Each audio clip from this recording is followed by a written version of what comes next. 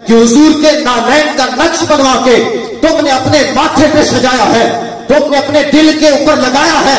لیکن سوال یہ پیدا ہوتا ہے، نالین کو نسبت کس چیز سے ہے؟ حضور کے پاؤں سے ہے.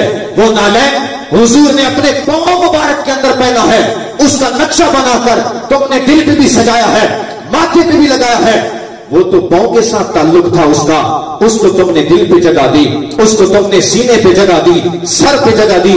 لیکن وہ داڑھی جس کو مصطفیٰ نے اپنے چہرے پہ سجایا ہے، اس داڑھی کو کٹوا کے گندی نالیوں میں بہا دیتا ہے. تو کیسا عشق رسول ہے؟ اس واسطے اتنی آسانی سے بھی سند حضور کی غلامی کی نہیں ملتی. آج کا عشق رسول کہلانے والا بہنوں کا حق بھی کھا رہا ہے. اس کی بہو، بہن، بیٹی بے پردہ گلی کی، چوراہوں کی، بازاروں کی زینت بھی بنی ہوئی ہے. اس کے گھر میں قرآن کی تلاوت نہیں ہوتی. وہ کیسا عشق رسول ہے؟ مسجد سے مؤذن حی علی الصلاۃ حی علی الفلاح کی صدا بلند کر رہا ہے. اس کو گھر سے نکل کے مسجد تک جا کر اللہ کی بارگاہ میں سجدہ ریزی کی توفیق نہیں ہو رہی، اور کہتا ہے میں عاشق رسول ہوں.